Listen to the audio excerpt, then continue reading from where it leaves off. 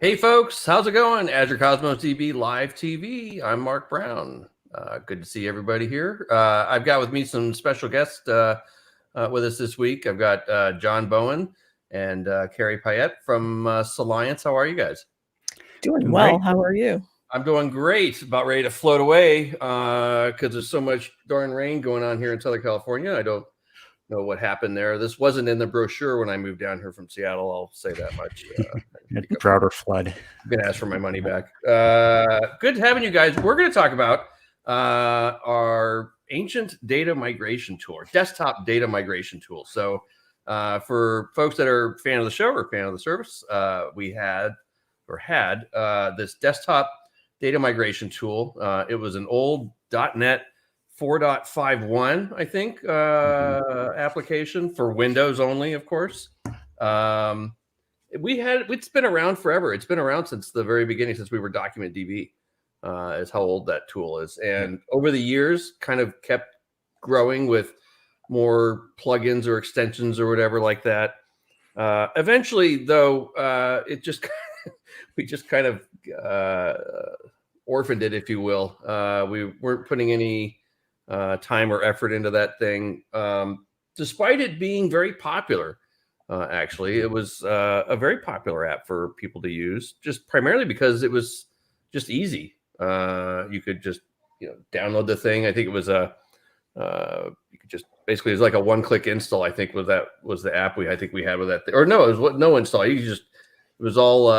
You remind me, John. We just basically download it and run it, couldn't you? Yeah, I think it was just a zip up and unzip it and execute. Yeah, right. And then and that it's so very easy to acquire, very easy to use, and people liked it. And anyway, John, why don't you tell us, or Carrie, I guess you guys, how long ago was that you guys reached out to us? Was it a year and a half or more? Or it was about that. It was I think about a year ago, November. Yeah. And we had used this tool quite often in a lot of our data projects because migration of data is never easy. So you always have that task, if you will, to move data from an existing system or other type of data format into Cosmos DB. And what happened was because the DMT tool was getting older, it had deprecated libraries. Even the names of the classes were Document DB. So again, going back to the day, right? So we had hit an issue where we weren't able to use it anymore because of the deprecations that were in place inside of the existing code base. So what we decided to do was reach out to you and see if we could reimagine this tool and re-implement it using more current technologies. So a euphemism for just blow the damn thing up. Yeah, so we did actually start trying to do it as an upgrade, just using the old code base. And how many hours did we put into that? We spent a few months actually in there trying to do just an upgrade until we thought, okay, this is taking way too long. It'll probably be easier for us just to cut the losses and restart. And then we came back to you again and said, do you mind if we just start from scratch? Yeah, I remember you guys were gone for a while after we kind of said initially, yeah, let's do it. I remember we were talking like, let's just fully open source this thing and let you guys have at it. And if you can get it, if you can get the heart started on this thing again, that sounds great. And then you came back and we're like, this thing is just it's just too far gone. There's just no way. It's like a dependency chain of hell, I guess, with all the problems with all the deprecated libraries and everything else in there. And I mean, and I think it definitely, I mean, of course, was the best decision to just start fresh, right? In there, there's just so many things have changed. Just with the library was huge, and all the libraries, right? I mean, there's a better way, I guess, when you're building something like this, a pluggable kind of data copy tool, if you will.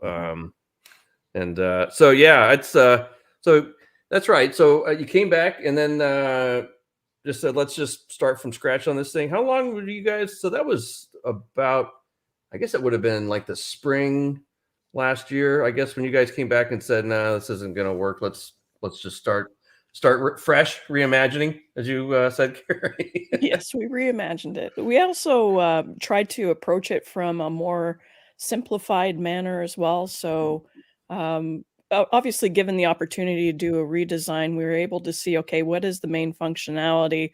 Let's separate those into common interfaces, and let's make it so it's attractive and approachable to add your own extensions. So currently we have 5 extensions that we're actually shipping with the tool. So those are the Azure Table API, JSON, the Mongo DB, the SQL Server, and of course we have our Azure Cosmos DB extensions. But you're not limited to that. Beneath the surface, we use the managed extensibility framework. So using MEF. Yep. And then all you have to do again is just create your own assembly, if you will, for the extensions and drop them into the extensions folder, and the application will automatically pick those up. So it's going to be a very approachable way of extending this tool to your specific scenarios if the 5 extensions that we shipped with don't cover your bases. And that's kind of, I think, was definitely welcome. And I think we all were in agreement that we're going to, collectively spend time and redo this whole thing. We should try to make that approachable from an extendability standpoint and just make that simple. And like I was saying earlier, like there's easier ways than the way we built that thing initially to do such a thing, right? And why not take advantage of those of that technology and those and that way of doing it in there? So. Yeah, and now I'm excited. You've got, and I'll throw it up here again. If people want to go, it's this is a link to the GitHub repo, and we've now got brand new version running .NET 6, right? So fully cross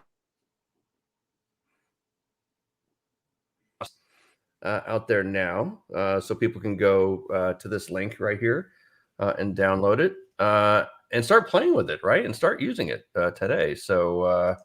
Yeah, so here, let me, so why don't we move to, I guess, here, and you can see here, I'll put the link up here again so people can see. And then, John, you want to walk us through kind of the repo here and the tool? Maybe we'll do a little demo. Let's get started looking at the GitHub project first. So this is the place to go to get started. So obviously the code's here, but we also have documentation here that we've been working on. Trying to focus on what people are going to need to get started. So one of the first places that you're going to look is we have for each of the individual extensions, we have documentation. So if we go and look at the Cosmos one, for example, so the main things that you need to run the tool are first choosing where you're going to be pulling data from and where you're going to be writing data out to. So that would be, any of the extensions that we have currently. They all support both importing and exporting data. That's not a requirement if you're writing your own and you only need to take data in one direction. That's fine. There's total support for that. But all of them currently, you can do it either way. And for each of the extensions, they have a set of settings that are specific to those extensions. Obviously, a JSON file, for example, is completely different than a SQL Server. Right? You don't have a connection string with a JSON file, so each of them have their own set of settings that are different. And that's the main focus of the documentation that we have here is specifying what those settings are. So if you're going to be reading out from Cosmos, here's an example of the settings that you would use. This is really the place to start for building up the settings that you're going to be executing. This is cool. I don't think we had this in the old. So you've got support for filter predicates and projection, is what I see in here with this query line here. Didn't have support for that in the old tool, did we? I don't remember. It's been a while since I've tried to do. Yeah, I know it's been a while since I did it too. But hey, here you go. If you need to have support for filter predicates or projecting out, you can just write a query in here, which is very cool. Yeah, and on the sync side, we actually have we've started adding a lot more stuff. So that this is one of the areas that's a big difference from the old tool. there's all these platform features that have been added since the old document DB client sort of got out of date. When it moved over to version 3, it was completely rewritten and is now a totally different package. And that was impossible to put into the old tool basically without rewriting it. Yeah, like so now in the old one, we didn't even have bulk support was a separate library. Yep. In there. So now that's baked in. All these other, connection mode. I guess we had direct and that was one of the gateway old back in then. But bulk was big. Auto scale we did not have. Auto scale was not there. Serverless didn't exist. So there's all these different things that you've now got support for in there, which is great. And as new stuff gets added from here, we can get support for it in there as soon as it's up to date. So, yeah.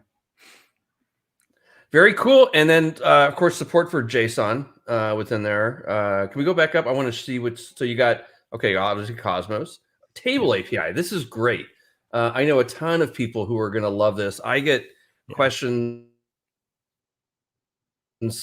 maybe a couple times, 2-3 times a month, people that want a way to be able to easily migrate from Table API over to Cosmos. So this is fantastic. Of course, JSON, in and out, fantastic. And then Mongo, this is great as well. Mongo support, and then of course SQL in there. So these are, I think, probably the most, for the old tool, probably the most popular ones that were in there. And I think also, didn't you guys did some kind of research on this too, didn't you, when you were picking? Or did you just pick the ones that you liked the most? We did some of that. We did go and look at the old tool, at the extensions that were there, and tried to figure out which ones would be the most useful. There, obviously there's a million data sources out there, so we don't know what people are going to want when they get their hands on this. Even looking at usage of the old tool wouldn't necessarily be indicative of what's happening now, as things change over time. But yeah, we're looking forward to getting feedback as people start getting their hands on this. And we are totally open source. So if people are using different data sources and want to write their own extensions and contribute them back, that's great. If we get feedback, people listing issues that they want support for different data sources, there's stuff that we can probably look at as well. And we know in some cases there might be people that are implementing their own extensions that are very specific to their use case. And because of the extension model that we have, there's no need for them to actually be involved in the open source project. If they have something that's really private to their organization, they can just write that and just drop the DLL in with no changes to the code. Right. So. They just comply to the kind of the extension framework you've got in there, and then just use it themselves. So we also have full documentation too on the README here about how to go about creating your own extensions. So in this getting started, we have getting started with the actual projects. We're talking coming in from like the Visual Studio angle.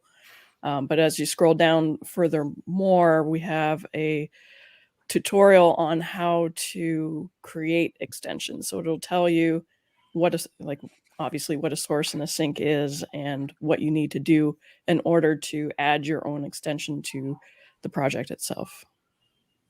Got it. Yeah. Well, this is great. I mean, everything people need, if obviously there's going to be a class of users that are just going to want to just download this thing and run it, so they can just kind of quickly and easily move data in and out of Cosmos. And then you're going to have people who are going to want to look at this from maybe a more production standpoint and want to build a tool themselves that they can use to move data in and out. So yeah, this is great. I like this. Yeah. All right. Another one of the big differences now that we're on .NET 6, we're cross-platform. So if you're talking about those production scenarios, you may be running on a Linux backend, and you can now use the tool there. So you don't need like a Windows machine sitting there. And this is all command line now, right? Like I think the old tool, we had a kind of a simple user interface on this thing, but this is all just straight up command line right here, right? Yeah, okay. Currently it is, but I know that there's a couple team members here that are chomping at the bit to do a thick client as well. So Oh, really? It's not there yet. Do a little like a little Maui front end for this thing. Yeah. That'd be kind of cool, actually. I mean, with Maui also certainly cross-platform, also cross-device as well. So all kinds of possibilities there. Huh? Could I use? Yeah, you write a Maui front end. I could use my phone basically. Migrate Yeah, we'll data. see how many people What want are to you do that. doing now? Just migrating data? Yeah, it can make AT&T really mad. So actually, it make them happy because they're going to make me mad with the charges I'm going to get. Okay, very cool. So one more thing to look at on here. Check out the releases list. So this is if you don't want to get the code and build it yourself. We have right now we have our first release up. We'll probably be iterating as we find other issues with the first people installing and stuff. But just check out our releases, and in here we just have pre-built packages for all three of the platforms that we support. So if you just download this, unzip it, and you're ready to go. Great. So all ready to go for Linux, Mac, and Windows right there. Fantastic. Yeah, right on. Yeah. So so I think we want to look at what you actually do using the tool next. Yeah, let's take it for a test drive. The key thing that you're going to be working with the tool is the settings file. There are some other options for putting your settings in. So if you don't want to be making files, like if you're doing a lot of little variations of the same type of transfer, you may want to have all of these settings go in as command line parameters. We have full support for that as well. So everything you see in this file, you could also turn into command line parameters. There's also support for environment variables. So especially for things like a connection string, if you have secret values in your connection string, you probably don't want to have those in a file, like if you're sharing them around across your team. So you can make up a settings file that has everything but the connection string in it, and rely on each of the team members to have that set up locally as an environment variable or something similar. Got it. And then just it'll pick it up at runtime. Okay. Yeah, and it's a combination of whatever you have in a settings file, command line parameters, and connection and environment variables. All of those get combined together, whatever combination you have. That's the configuration basically where it's going to pick up exactly everything. Okay. Yep, it's all built on that. So anything that works with normal.NET works with this. Okay. But in most cases, this is probably the easiest place, especially if you're getting started, just having everything in one file like this. So there are four main parts to this: the source and sync. These are just specifying the names of the extensions. And you can find that in the extension documentation, what the name values are for these. They're pretty simple in general. Nothing complicated that would be hard to figure out for these. And so this is just saying, pick up the Cosmos extension as my source and the JSON extension as my sync. So I'm going to be reading from here and writing to here. That's it.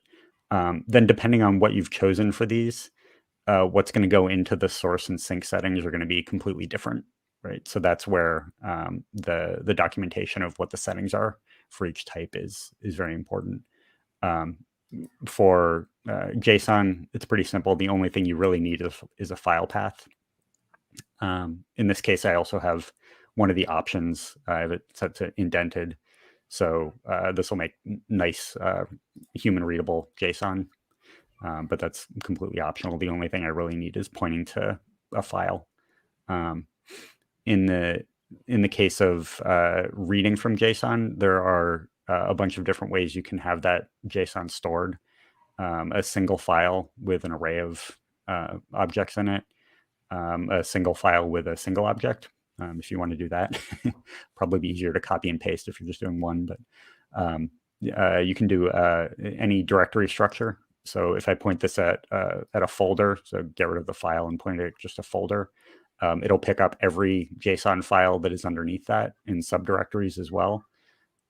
Those files can be combinations of single items in files or arrays in items. There's no need to have any consistency between those. It'll pick up and try whatever whatever it can out of those and get all of that data in multiple files. So And then that's for JSON, right? So if I use Yeah. JSON as a source, you're saying I could just point this at a directory Yep. and it'll pick all those up. Now, how do I specify the sync on those? Do I have to, does it just pick up the name and then create different containers for those things? Or? No. So right now we have, we're thinking about ways to do that with having multiple spots to put data as you're reading it in. Right now, we'll be specifying, like if you're using that as a source, it's going to be going to one sink for a single operation. We do have some support right now for within a single settings file. You can split out data that you're reading in and write it out to multiple sinks at once. Or the other way around, you can read in from multiple sources and write it into one sink at once. Right. But we don't have the scenario you're describing there is if I've got a file per item, JSON document is what you're saying. Okay. Yeah. Got it. So if you have a whole bunch of stuff that you want to put into one place, that just dump them in a single folder, point it at the folder, and it'll pull all of it in at once. Got it. Okay. And then and you can also have if you don't have that data locally, if you have a URL that you can point to, it'll work for that too. It'll go and grab the file, download it, and then pull it in. Oh, so if I had it sitting in blob storage, I could use the JSON basically to point to a blob store. Yep, exactly. And grab it there. Yeah, because I noticed that was one of the ones I didn't see, and there was blob storage. Will it work that way? Can I use a sync? Yeah. So right now we don't have any direct way to do it, but if right now the way to do that would be write out to a local file and then upload that into blob storage some other way. I think for one of the keys for getting blob storage right is the authentication part of it. Yeah. Because we want to, we want people to actually be able to use it for real, and authentication into blob storage. Well, hey folks, there you go. So we want to pick up and do blob store. There you go. It's ready. It's well, not ready for you, but it's the space is set for you to on go the list. Yeah. Go ahead. Feature request. Yep. Yeah. So that's JSON. We expect JSON to be one of the heavily used pieces of this, just because it fits in so well with what Cosmos does. Yep. And then on the Cosmos side, this is a simple example. The things that are required here: connection string, database, and container. You need to know where to put it. Those are the three parts of your address, basically, for getting data in. And then there's all those additional options that we looked at over on the documentation page. In this case, since we're using it as the source, this option is saying leave off all of the Cosmos specific fields like the E tag, the timestamp. Those are things you might not care about in your output data. So this is just saying leave those off. Don't put them in your JSON file. If you do want to have them, switch that on, and they will show up there. So if I want to do it's one setting migration JSON file per container or per maybe folder, if you will, but it's or per entity almost, I guess is maybe the right way to put it. But if I have a whole, like say it's a Mongo database and I got like, I don't know, 10, 20 something collections in there, I'm going to have one JSON migration file per invocation, per collection in there. And then I'll basically have one per, I define whatever the source and the sink in there, if it's a Mongo, so it'd be JSON to Mongo. And then I'd have a command line invocation of the data migration tool with the JSON file as a command line argument, basically, right? Yeah. And if you have a situation like that where you're, let me show you the way to set that up here. If you were to do, like you have a whole bunch of Mongo collections that you want to put into a single container in Cosmos, or like a single JSON file, something like that, you can actually do a mix of. So if I wanted to write out to JSON here, I could put my my JSON settings in here.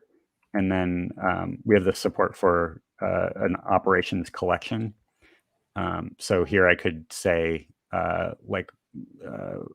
for a bunch of different sources, I can specify a different Mongo collection. And I could leave off the sync here. So I could have a single JSON sync and an array of Mongo sources and write out all of those in one command run. So that would be a simpler way. Okay. If I had, so if I was let's say I was gonna migrate a bunch. So what you're saying is I could use a single JSON file, and I could import or export a whole bunch of different collections, Mongo collections, and then just keep it all in one file and define it all in there. Is what you're saying, and right? It would just look like that. Got it. Yeah. Okay. Oh, I see. So if I wanted to put them all into a single collection, I could do that. Well, that's interesting. Or if you want to do multiple and just have them in a single run. But if I wanted to do it just straight over, no changes, basically collection, I could do that as well. Okay. Got it.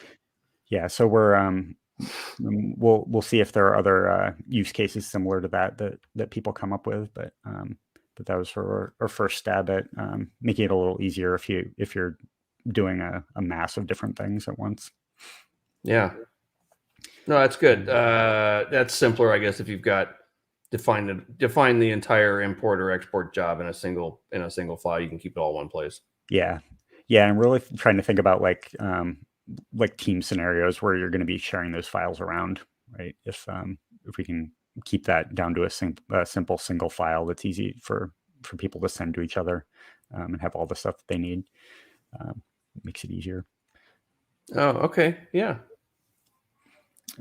So we look at actually running the app now. So from PowerShell or Linux, same thing.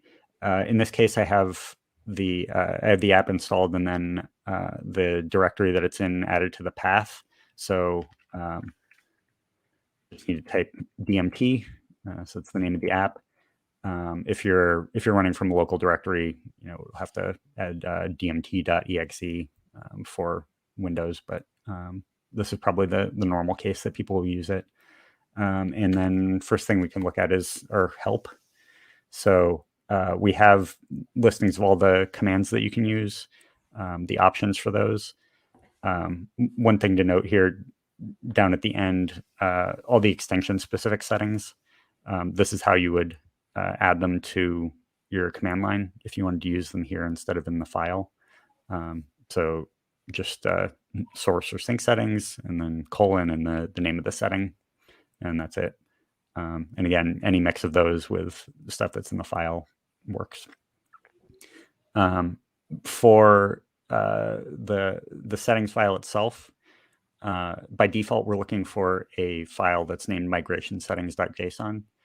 And of course, if you have a bunch of those in different directories, we'll take whatever the local one is to your directory when you're running it. If you want to execute with a different file name or a path somewhere else, this settings parameter, you just give it a path and it'll go find it.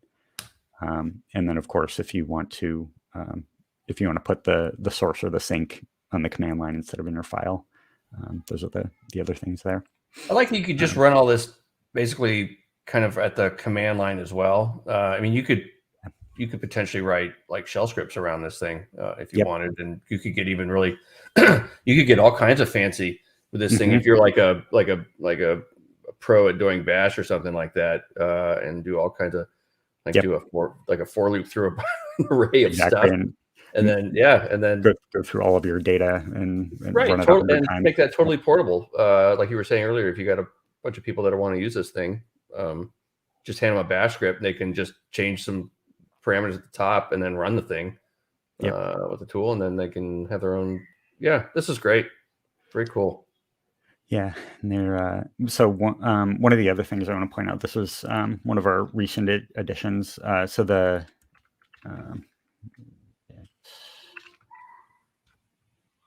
for this command specifically. So the migration settings file and the structure of it are very important. So this init command we'll write out a migration settings file for you, an empty one. So just if you can't remember the structure and don't want to go look it up, this will write out a new file for you if you don't have one available, and it has an option for including that multiple operation structure in there as well. That's handy. Yep, very cool.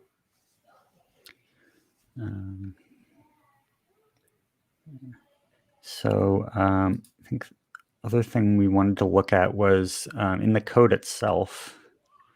So that's sort of looked at all the ways for setting up and running the tool as is.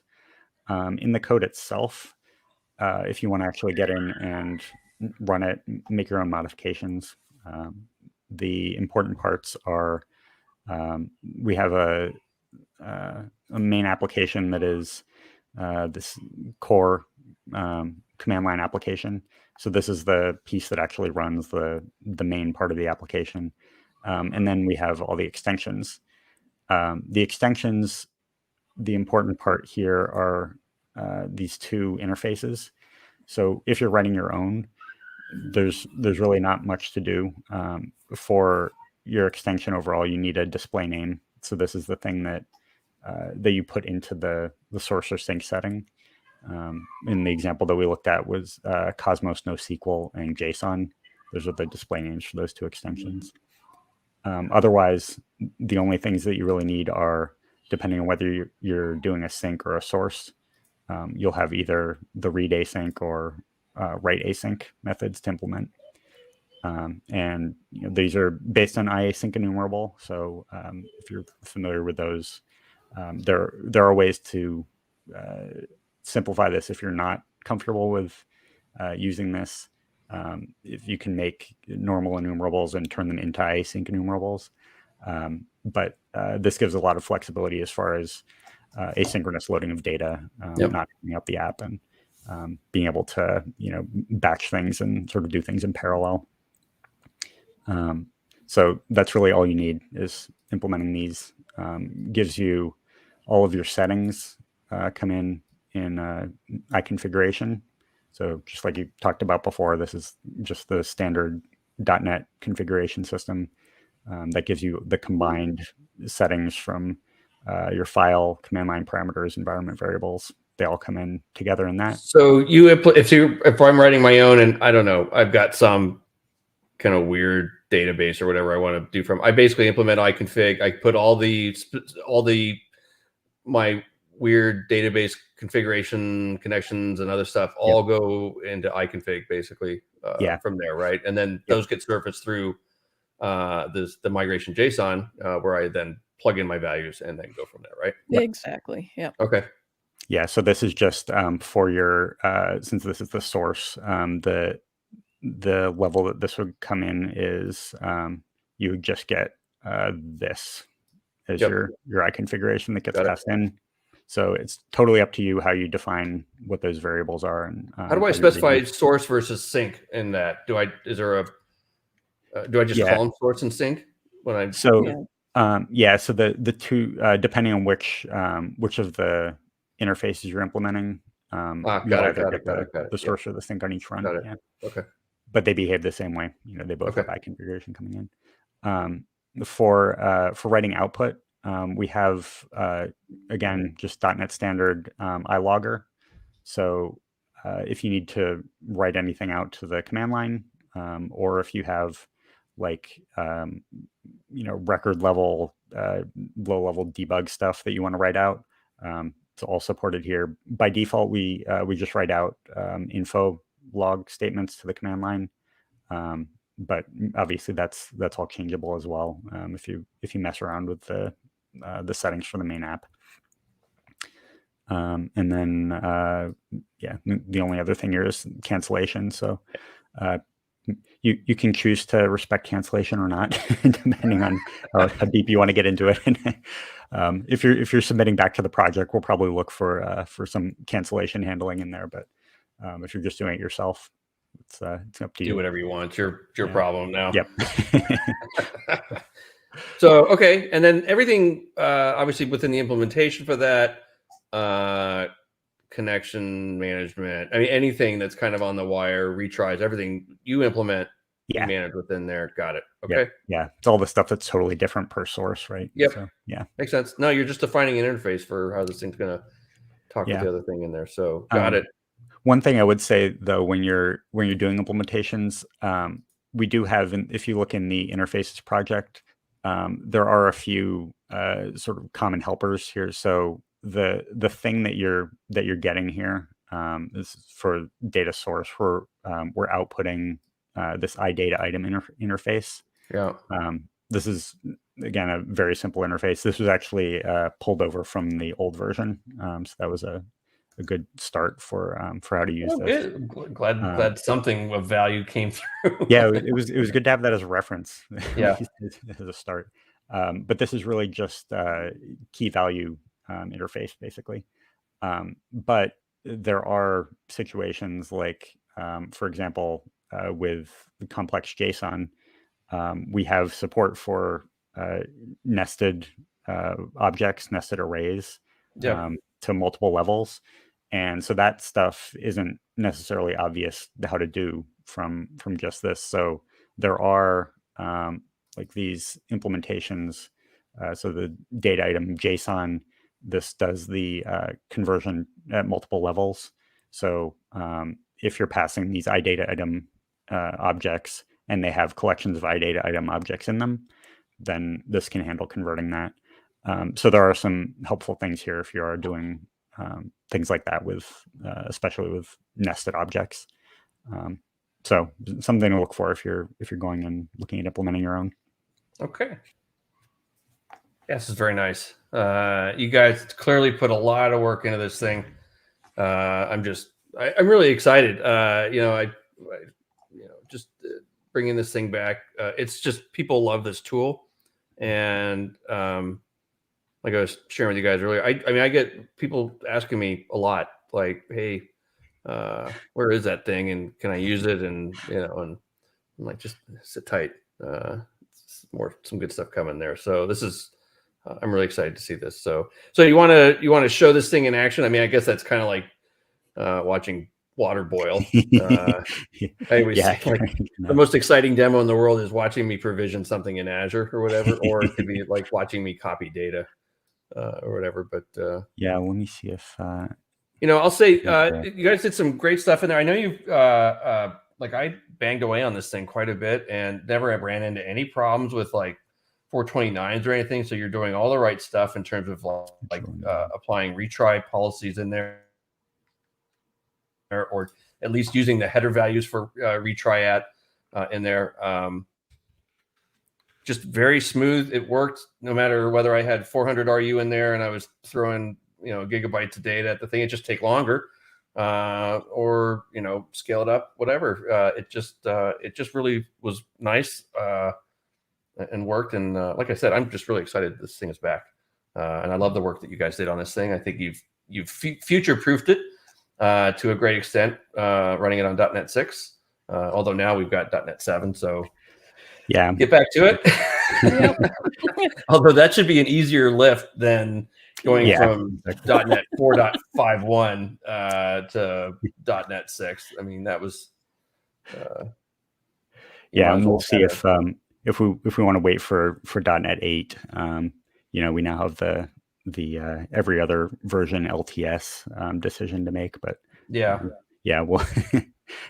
we'll make decisions as we get there. So yeah. You can chat GPT version of data migration tool, huh? That's a large language model to please migrate my data over. We'll tell it to write it itself. Yeah, that's right. So this is a good example. So I'm just doing a quick run with a sample file here. This is another nice piece. So in the configuration for I'm reading from JSON and writing into Cosmos here, and in my my settings, I'm actually missing a database field here. Okay. So I can go back and edit this and add that in, or just provide it on the command line. But this is some extra validation code. This isn't for free necessarily if you're writing your own extension, but we do have some helpers in there to make this easy to do, and we have it built in for the required fields on the built-in ones right now. So if I go in and let's see, so in here, you can just add a new database and sales.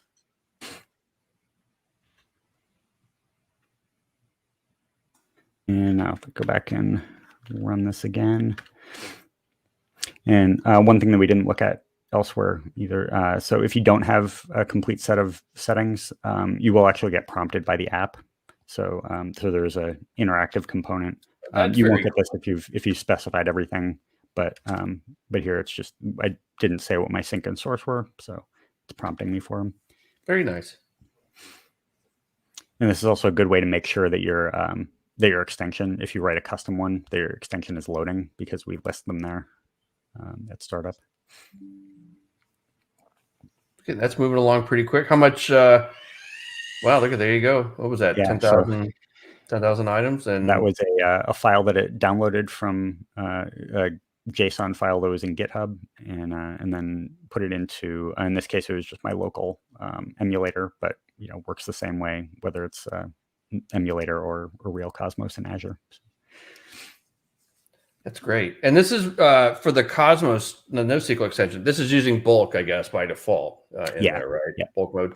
Okay. Yeah, and there are some settings to control, like the batch size for that, and retries, that kind of thing. So yeah, like I'm guessing you're picking up retry obviously in there if you get a 429 coming back, and then just reading the retry after in the header. Yeah, and the response, and then just resetting it for that. So that's very cool. And depending on how much data you're importing, you may want to adjust your RU settings. And there are other settings. If you go and look at the list of settings there, you can have it automatically recreate your container for you. So if you're doing the same import and you want to start out with a base set of data, wipe out what was there before, you can do that, and it'll set up a new container with whatever RU settings that you want on the initial container, so you can support your import. Oh, that's kind of nice. So if I'm just trying to do quick and dirty testing, I can just run this thing to kind of blow stuff away, start all over, preload all my data, and then that's nice. And this was sort of some selfish features, because that's the biggest use case that I had. I'm primarily a developer, so doing this as local development setup, I would do this kind of thing a lot, where I would say, like, here's my data set that I want to start with. I'm going to mess around with it and make a complete mess of my data, and then I want to start over. So I would use this kind of thing a lot, where just say, wipe it out, put in all this new data, and however much it is, I want it to be able to handle it, right? So this is kind of, and why this tool is so popular is the use case you just described there is pretty much 99% of all users of this thing is, hey man, I'm starting a project and I need something to kind of just do quick and dirty. I need to get my data out of here and shove it in there, and so I can get to work, right? And I want all 10 people on my team to be able to do that same thing. So yeah, exactly, right? So this is great. Yeah, I'm very excited. I just keep saying that, but it's true. I'm really, really excited that this thing has come back, and I hope I know people are going to pick this up, and I know they're going to use it, and I hope they write more extensions of this thing. I think you've made that all easier within there now for people to go and do that. Just the implementation is just beautiful. What you guys have done, just really, really excited. So, yeah. Anything else? You got any more surprises for me? What do you? I'll tell you what. I mean, from a selfish perspective, for you all, are there things you're thinking you want to do more to this thing beyond what you've already done? Or are you just going to take a rest for? Well, currently, we're looking to wrap this as a .NET tool. Okay. So we've actually got most of that implemented right now. We're just kind of testing it. But what I could see is this potentially being used even in some of your build pipelines and your continuous integration pipelines. That's really perfect, right? Exactly. Yeah. I mean, even better, the scenario you described, because when you're doing that kind of that integration testing, this is exactly the scenario I'm thinking is I need to do a test. I need to blow things away and recreate.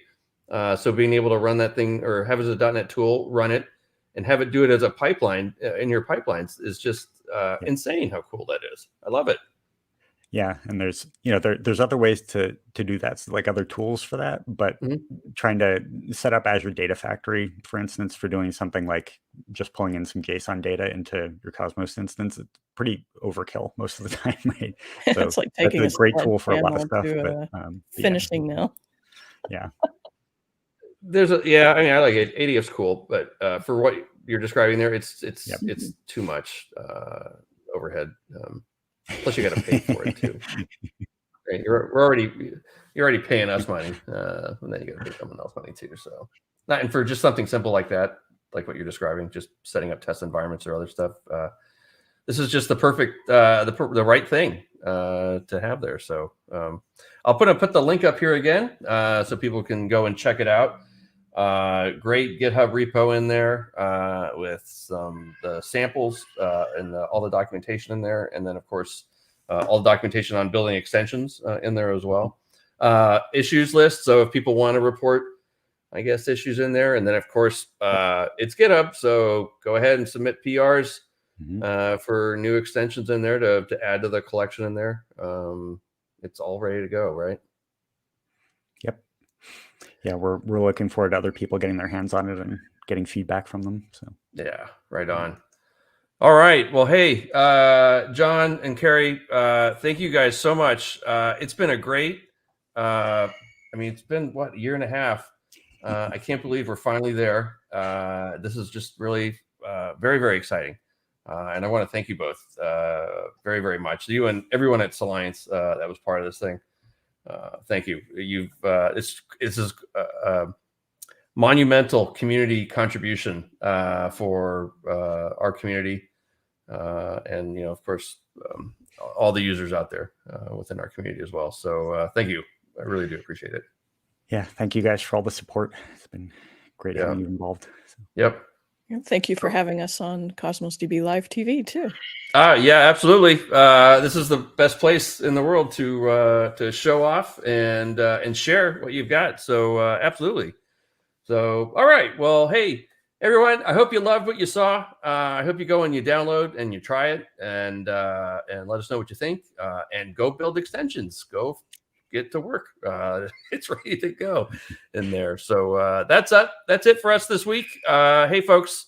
Come join us every month for our Cosmos DB user group, aka MS/Cosmos DB user group. I don't know what episode this is. We're in the 70s now, I think. But go check out all of our old episodes, aka.ms/Cosmos DB live TV. I'm going to put that link up there one more time, aka.ms/Cosmos DMT. Go and check it out. Download it, use it, run it, love it. That's it for us this week. Thank you, John. Thank you, Carrie. And thank you, everyone, for joining us. We'll see you next time. Thank you. Thanks, Mark.